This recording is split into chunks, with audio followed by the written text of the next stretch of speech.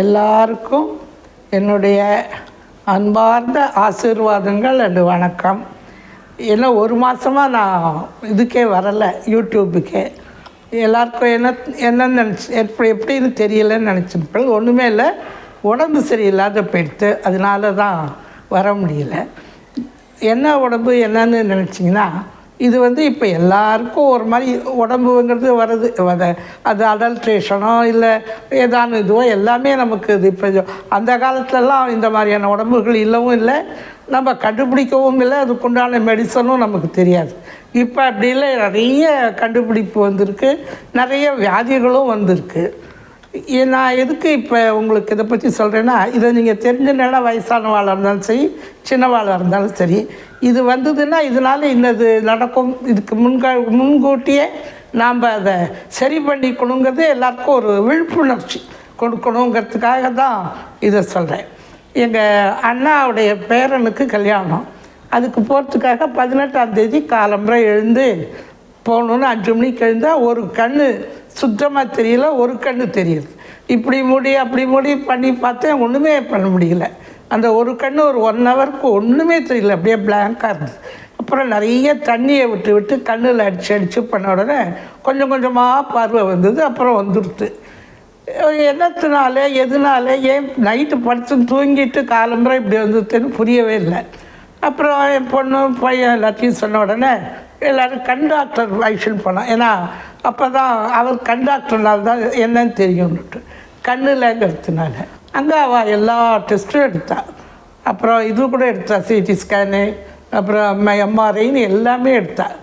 எடுத்ததுக்கப்புறம் அந்த டாக்டர் சொன்னார், ஒன்றுமே இல்லை, கழுத்துலேருந்து போகிற நரம்பில் அடைப்பு இருக்குது. அது ஒரு சின்ன துளு கண்ணில் அடைச்சின்னு கொடுத்து, அதுக்கப்புறம் தண்ணி கிண்ணி போட்டு இது பண்ணி ஏதோ பண்ணத்தில் சரியாயிடுது. அதனால் நீங்கள் அதுக்குண்டான ட்ரீட்மெண்ட்டை தான் எடுத்துக்கணும். கண்ணில் ஒன்றும் ப்ராப்ளமே இல்லை, நல்லா தான் இருக்குது கண், அதனால நீங்கள் கண்ணுக்கு பார்த்துக்க வேண்டாம். இப்படியெல்லாம் இருக்குமாங்கிறது எனக்கே ஒரே பயம். அதாவது கழுத்துக்கு போகிற நரம்பு அடைப்பு இருக்கிறதுனால இது அப்புறம் சரின்னா அதுக்குண்டான டாக்டர் என்ன எதுனாலாம் விசாரித்து அதுக்குன்னு ஒரு ஸ்பெஷலிஸ்ட் இருக்கார். அப்புறம் அங்கே போனோம். அங்கே போனோன்னே அந்த டாக்டர் பார்த்துட்டு அவர் சொன்னார், கழுத்து அது எப்படி ஹார்ட்டில் அட்டாக் வருமோ அது மாதிரி கழுத்துக்கும் வரும், கழுத்து நரம்புலேயும் அடைப்பு இருந்தால் அப்படி தான் இருக்கும். இதற்கு என்னென்னா இதை ரொம்ப பேர் கவனிக்காத விட்டுறா. அவளுக்கு இந்த இது ஒரு பக்கமாக இந்த பேராலிட்டிக் அட்டாக் வருது, ப்ரெஷர் ஏறின உடனே. இன்னும் சிலருக்கு மெமரி பவர் போகுது, இன்னும் சில பேருக்கு வேறு ஏதாவது இந்த மாதிரி கண்ணு போகிறது, இந்த மாதிரியான ப்ராப்ளங்கள் வர்றதுக்கு இதுதான் காரணம். உங்களுக்கு 98% அடைப்பு இருக்குது, அதனால தான் அது ஒரு சின்ன தூள் போய் கண்ணில் படுத்து. நீங்கள் ரொம்ப லக்கி, அது அப்புறம் போயிடுச்சு. சில பேருக்கு அப்படியே போயிடும், ஒரு கண் தெரியாதையே. அதனால என்ன, அதுக்கப்புறம் எனக்கு கொஞ்சம் பயம் வந்துடுது, பின்னாடி இந்த மாதிரி வியாதிகள்லாம் வந்தால் இன்னும் கஷ்டமாச்சேன்னு. சரின்னு அப்புறம் ஆப்ரேஷனுக்கு ஒத்துன்றோம். பட் அவரே என்ன சொன்னார், உங்களுக்கு 83 இயர்ஸு, அதனால் எல்லா டெஸ்ட்டும் பார்த்து தான் நான் பண்ண முடியும்னுட்டு ஒரு 5-6 சர்ஜனை கூட வச்சுருந்தார்.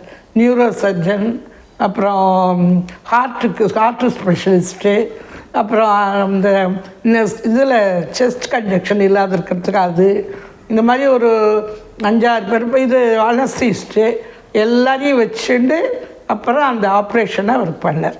அது நிஜமாகவே நல்ல வெற்றி, ஒன்றுமே இல்லை, நல்லா சாதாரணமாக போயிடுது, நல்லாவே இது. அது பண்ணுறதுக்கு முன்னாடி அவர் எங்கிட்ட பர்மிஷன் வாங்கிட்டார். இங்கே பாருங்க, ஒரு 10 நிமிஷம் உங்களுடைய பிளட் சர்க்குலேஷனை நிறுத்துவோம், 10 நிமிஷம் கூட இல்லை, ஒரு 5 மினிட்ஸ் தான். க்ளீன் பண்ணிவிட்டு அப்புறம் இருந்தப்போ அப்போ வேகமாக போகும் அந்த பிளட் சர்க்குலேஷன். அப்போ ஏதானும் நடக்கலாம், ஏன்னா உங்களுக்கு ஏஜ் ஆகிருக்கும், மற்ற ப்ராப்ளம் இருக்குது, ஹார்ட்டு சுகர் ப்ரெஷர்னு எல்லாம் இருக்கிறதுனால சப்போஸ் ஒரு 95% வராது, ஒரு 5% ரிஸ்க் இருக்குது.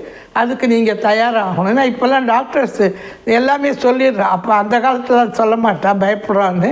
இப்போ அப்படி இல்லை, எல்லாருமே படித்து கூகுளில் பார்த்து எல்லாம் தெரிஞ்சுட்டுருக்காங்க.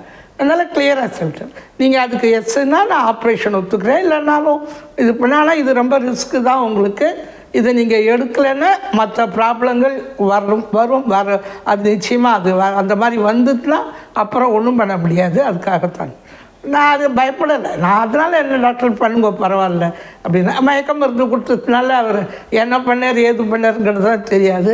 மயக்கம் தெளிஞ்சு எழுந்துக்குச்சு, நார்மலாக தான் இருந்தேன். அப்புறம் 2-3 நாள் கொஞ்சம் சாப்பாடு கொஞ்சம் கஷ்டமாக இருந்தது. அப்புறம் சாதாரணப்படுத்தி இப்போ நல்ல ஹெல்த்தியாக நல்லா இருக்கேன்.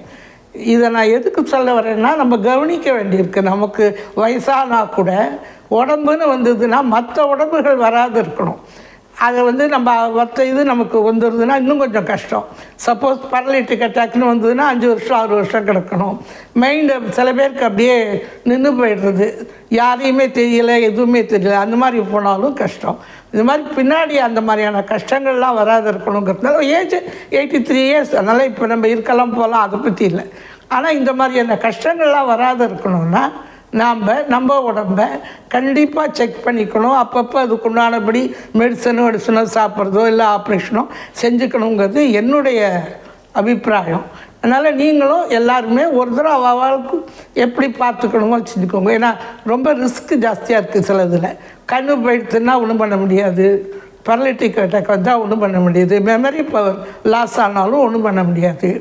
நான் நிறைய பேரை பார்க்குறேன், அவள் பொண்ணு பிள்ளைகளே அவளுக்கு அடையாளம் தெரியாது திண்டாடுறான். இந்த மாதிரியெல்லாம் வராத இருக்கணும்னா முன்னாடியே ப்ரிகாஷியஸாக இந்த மாதிரி சில இது மெடிசன்ஸோ இல்லை ஆப்ரேஷனோ இல்லை ஏதோ ஒரு ட்ரீட்மெண்ட்டோ பண்ணிக்கிறது நல்லதுங்கிறது என்னுடைய அபிப்பிராயம். இதை நீங்கள் பார்த்துட்டு கரெக்டாக உங்களுக்கு இப்போ இந்த மாதிரி சொல்கிறது சரியா என்னங்கிறத பற்றி கமெண்ட் பண்ணுங்க. நானும் அதுக்கு திருப்பி இது பண்ணுறேன்.